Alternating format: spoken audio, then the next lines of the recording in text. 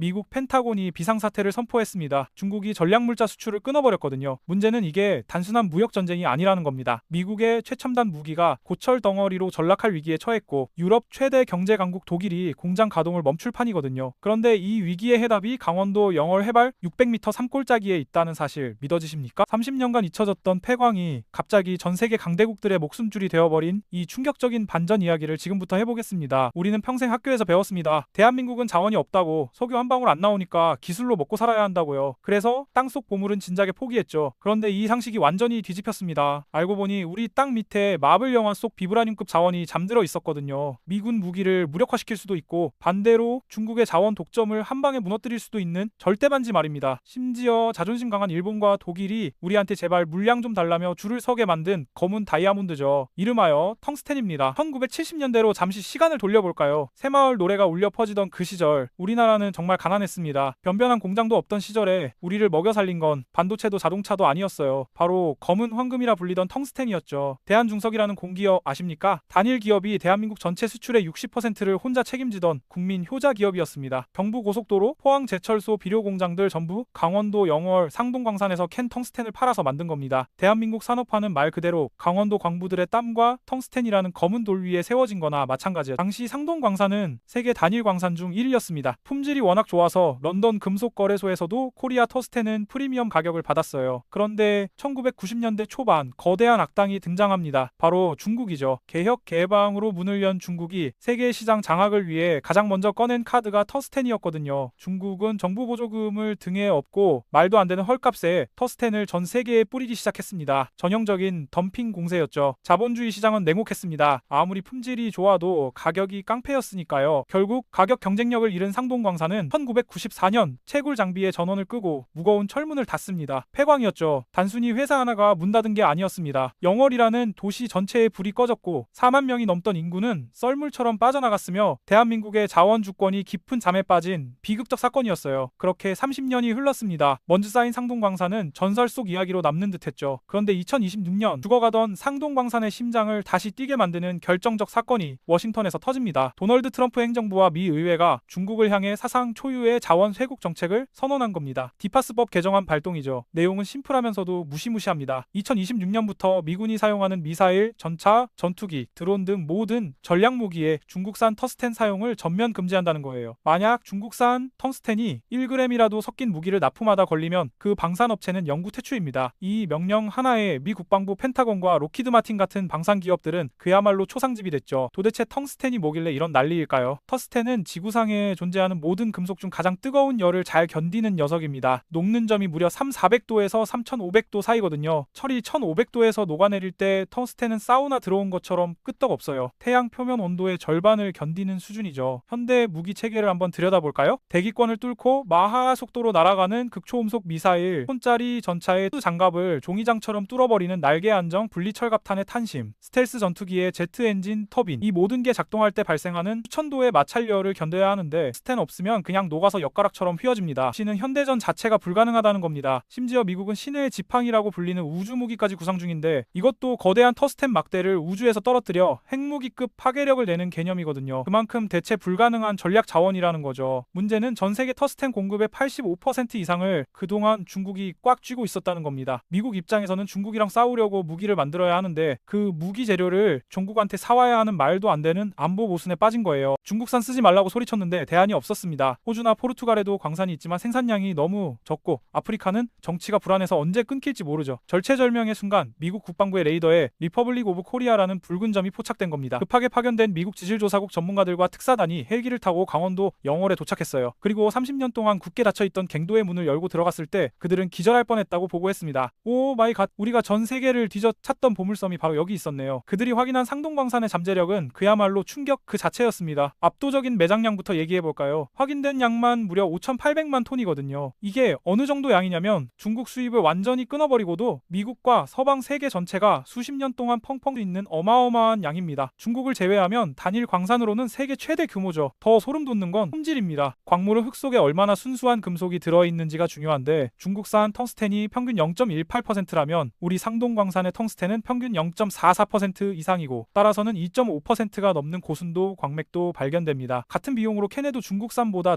2배에서 3배 이상 효율이 좋다는 뜻이죠. 미국 입장에서는 신이 내린 선물이나 마찬가지예요. 양도 많고 질은 세계 최고인데다가 광산이 위치한 곳이 어디입니까? 아프리카 독재국가도 아니고 중국 눈치 볼 필요 없는 미국의 가장 강력하고 믿을 수 있는 혈맹 대한민국 땅이거든요. 트럼프가 매일 밤 기도해서 받은 선물이나 다름없었던 겁니다. 여기서 예리한 분들은 이렇게 질문하실 겁니다. 상동광산 주인 지금 캐나다 기업 알몬티 아닙니까? 그럼 남 좋은 일 시키는 거 아니에요? 제2의 론스타 사태, 국부 유출 아닙니까? 네, 맞습니다. 뼈아픈 부분이죠. IMF 때 우리가 광산을 지키지 못해 현재 지분 100%는 캐나다다 알몬티 인더스트리가 가지고 있습니다. 하지만 너무 억울해하실 필요 없어요. 알몬티의 CEO 루이스 블랙도 인정했듯이 이 광산의 진짜 알짜배기 권력은 대한민국이 쥐고 있거든요. 이것이 바로 K자원 지정학의 위력입니다. 알몬티가 상동광산 개발 자금을 어디서 끌어왔는지 아십니까? 놀랍게도 독일의 국채은행인 KfW예요. 독일 정부가 무려 7,500만 달러, 한화로 약 1천억 원을 묻지도 따지지도 않고 대출해줬습니다. 깐깐하기로 소문난 독일 은행이 왜 남의 나라 광산에 돈을 줬을까요? 독일도 급하기 때문입니다. 벤츠, BMW, 아우디 같은 독일의 자동차 산업과 정밀 기계 산업의 텅스텐은 필수 비타민 같은 존재거든요. 중국 의존도를 낮추기 위해 독일 정부까지 나서서 한국 광산에 빨대를 꽂고 싶어 하는 거죠. 보통 아프리카나 남미의 자원 부국들이 왜 가난한지 아세요? 땅만 팔지 그 돌을 가공할 기술이 없어서 선진국들이 원석만 헐값에 쏙 빼가기 때문입니다. 이를 경제학 용어로 자원의 저주라고 하죠. 하지만 우리는 다릅니다. 영월에 지어진 공장은 단순히 돌만 깨는 채석장이 아니에요. 여기서는 텅스텐 원석을 가공해 산화 텅스텐이라는 고부가 가치 중간재를 만들고 더 나아가 삼성전자와 K하이닉스 반도체 공정의 필수인 특수가스 6불화 텅스텐까지 직접 만들어냅니다. 반도체 회로를 나노 단위로 깎을 때 이 가스가 없으면 안 되거든요. 게다가 우리에겐 K방산이 있잖아요. 전 세계가 줄 서서 사가는 K9 자주포, 현무 미사일, 이 무기들의 핵심 파괴력인 관통자를 우리 텅스텐으로 우리 기술로 직접 만듭니다. 심지어 꿈의 에너지인 인공태양 K스타의 내벽도 1억도의 플라즈마를 견뎌야 해서 이 텅스텐이 필수 소재예요. 캐나다 기업 알몬티도 이걸 알기에 한국 정부와 노예 계약에 가까운 약속을 했습니다. 생산량의 55%는 무조건 무슨 일이 있어도 한국 기업에 먼저 공급하겠다는 거죠. 그리고 나머지 물량도 미국 방산업체와 독일 등 서방 동맹국에 우선 배정하겠다고요. 주인 명패는 캐나다일지 몰라도 그 과실을 따먹고 요리해서 수백 배 부가가치를 만드는 건 결국 대한민국이라는 뜻입니다. 우리는 원천 기술을 가진 슈퍼 갑인 셈이죠. 이 텅스텐 하나가 동북아 외교 판도, 특히 한일 관계까지 뒤집어놨습니다. 지금 가장 속이 타들어가는 나라는 어디일까요? 바로 옆 나라 일본입니다. 일본도 우리처럼 자원 안 나는 나라인데 기술력은 좋아서 텅스텐 소비 대국이거든요. 자동차, 절삭 공구, 로봇 관절, 초경합금 공구 다 텅스텐으로 만들어요. 그런데 중국이 수출을 딱 끊어버리니까 일본 산업계는 그야말로 멘붕이 왔죠. 공장이 멈출 지경이니까요. 과거 2019년에 일본이 우리한테 어떻게 했습니까? 한국은 우리 소재 부품 가져다가 조립이나 하는 하청 공장이지 하면서 불화수소 수출 규제 때리고 무시했잖아요. 우리가 얼마나 서러웠는지 모릅니다. 그런데 지금은 상황이 180도 역전됐어요. 최근 일본 경제산업성 고위 관료들이 비밀리에 한국을 찾아와서 이렇게 말했다고 합니다. 저기 한국 형님들, 상동광산 텅스텐 물량 우리한테 배정해 주시면 안 될까요? 가격은 섭섭지 않게 쳐드리겠습니다. 제발요. 예전 같으면 고개를 빳빳이 들고 들어왔을 사람들이 아주 정중하게 읍소 전략으로 나온 겁니다. 우리 정부 반응이 어땠을까요? 아주 쿨하고 도도했어요.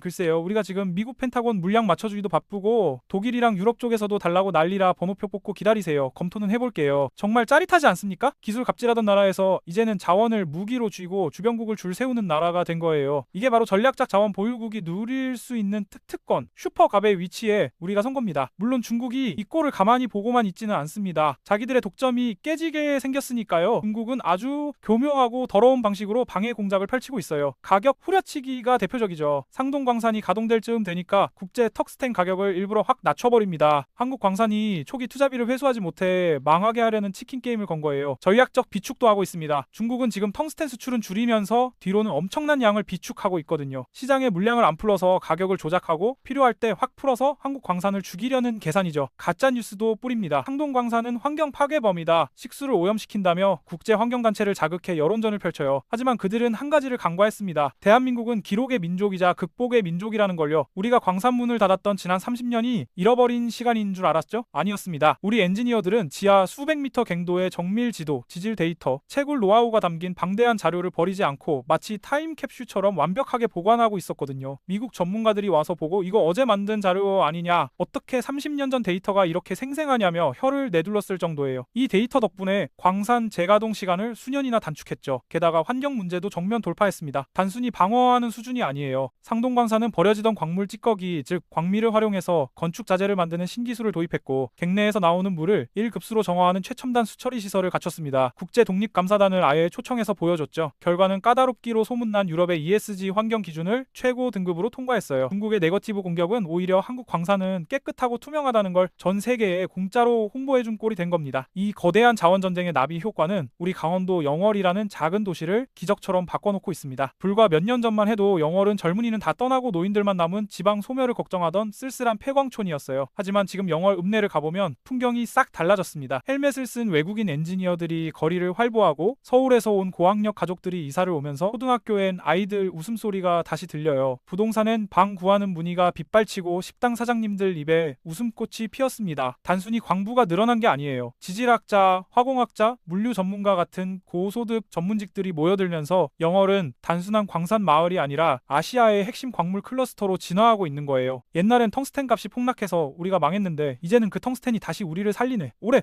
살고 볼 일이야. 한 마을 주민의 인터뷰처럼 이것은 단순히 돈의 문제가 아닙니다. 지방 소멸 위기에 처한 대한민국의 첨단 자원 산업이 지역을 살릴 수 있다는 가장 확실하고 멋진 해법을 보여준 거예요. 여러분 이제 가슴을 펴셔도 됩니다. 대한민국은 더 이상 강대국 눈치나 보는 자원 빈국이 아니거든요. 하늘이 내려준 자원, 조상이 물려준 끈기, 그리고 우리가 갈고 닦은 기술이 만나서 이제는 미중 패권 전쟁의 판도를 뒤흔드는 명실상부한 게임 체인저가 된 겁니다. 강원도 깊은 산골짜기, 어둠 속에서 다시 켜진 저 푸른 텅스텐의 불빛이 대한민국의 미래를 얼마나 환하게 비출지 정말 기대되지 않으십니까? 미국은 안보 파트너로, 독일은 투자 파트너로, 일본은 고객으로 줄을 서는 나라가 됐습니다. 이것이 바로 2026년 대한민국의 진짜 모습이에요. 자원 빈국이라는 낡은 공식은 이제 완전히 깨졌습니다. 우리 발밑에 잠들어 있던 보물이 30년 만에 깨어나 전 세계를 흔들고 있거든요. 상동광산의 부활은 단순한 광산 재개발이 아니라 대한민국이 자원 안보의 핵심 허브로 도약하는 역사적 전환점입니다. 검은 다문 다이아몬드 텅스텐이 만들어갈 우리의 미래를 계속 켜봐주기 바랍니다.